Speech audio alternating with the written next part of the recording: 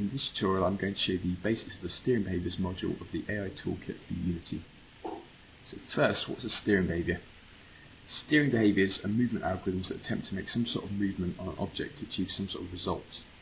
What that result is depends on the behaviour itself. So for example, a seek behaviour would try and move an object to some target position, a flee behaviour would try and move it away from a target position, and an align behaviour would try and align an object's rotation with some target rotation.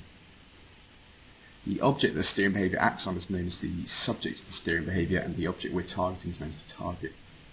In the AI Toolkit, both of these are defined by the steering subject scripts. Every object that you want to move with a steering behaviour is going to need a steering subject, and any target data will also need a steering subject. So let's take a look at an example. We're going to implement a simple seek behaviour which will try and move an object towards a target. So first, let's create a couple of game objects. We're just going to create a couple of spheres. So one of these we're going to call player. So that's going to be the subject. The one we'll call the enemy, which is going to be our target. And just to make these a little bit clearer, give them some colours. So we make the enemy red, make the player green. So the first thing we're going to want to do is to add a steering subject to our player.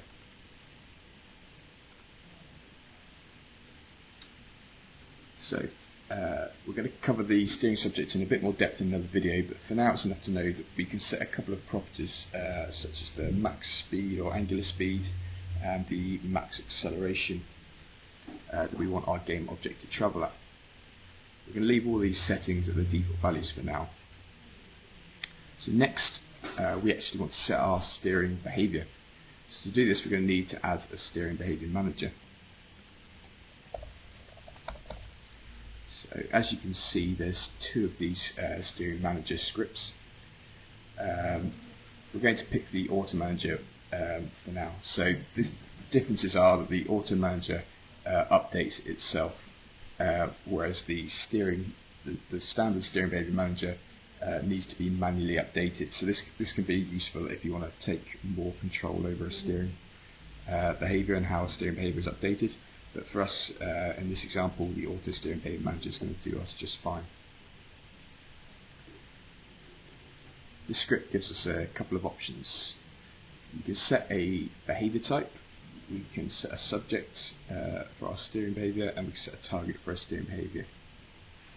There's also a number of other options here to do with saving and loading configurations, and I'm going to cover those in a video in future. So if we have a look at the behaviour type, you can see there's a whole load of different steering behaviours. Some of these are kinematic versions of others, and I'm going to cover the difference between kinematic steering behaviours and the standard steering behaviours in another video. So if we have a look at these, we can see that we get given different options for specific subjects, for specific behaviours. So each expose different options relevant to that particular behaviour as well as the standard options. We just want the seek behaviour though for now, so we're just going to select that and we're going to leave the default options.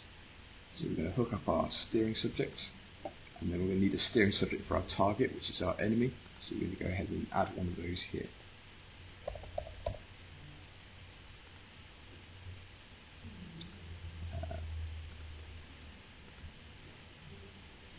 So we'll hook that up.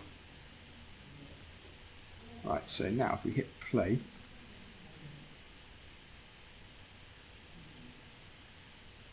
see that our subject is moving towards our target.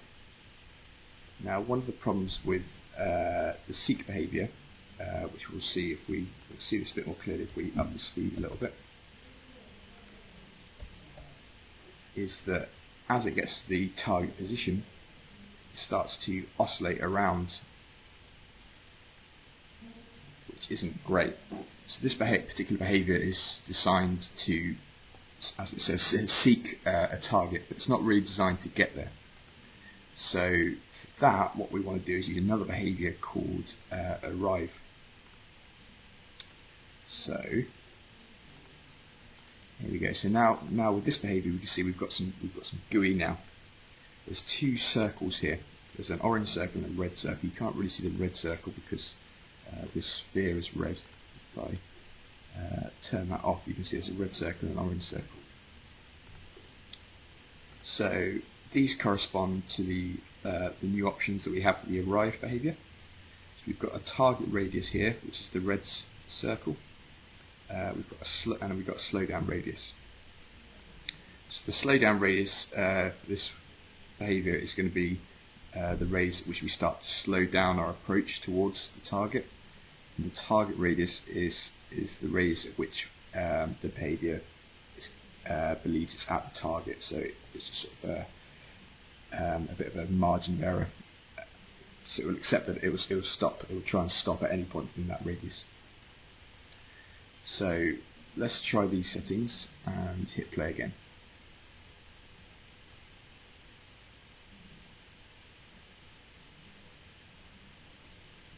So now we've got our subject coming to a stop nicely, but it's a bit close, so let's adjust these a little bit more. So let's maybe make the target radius a bit bigger, maybe make the slow down radius a bit bigger. Let's run that again.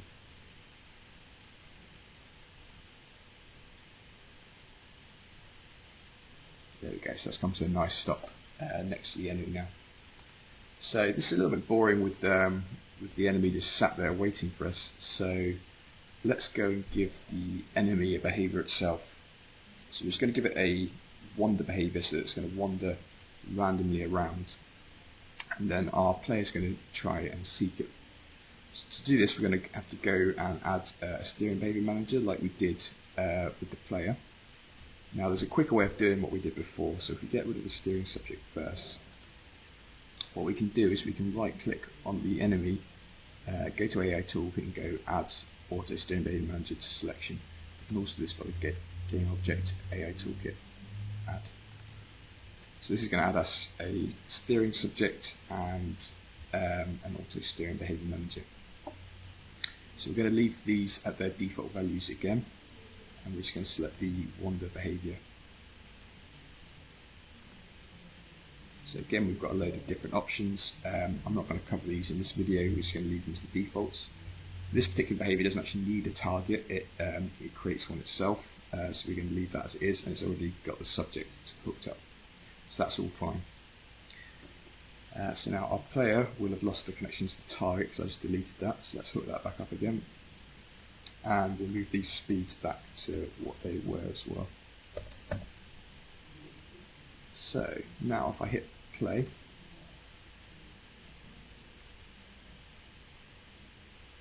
you see the enemy is starting to wander around. If we have a look at the enemy, it's got a target that moves around, which it follows, which adjusts where it moves.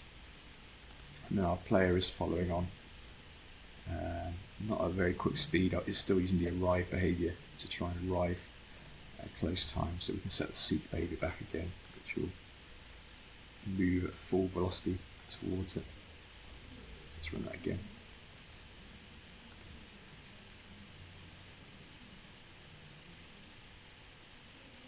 There we go, so now it's seeking at its full velocity towards the enemy.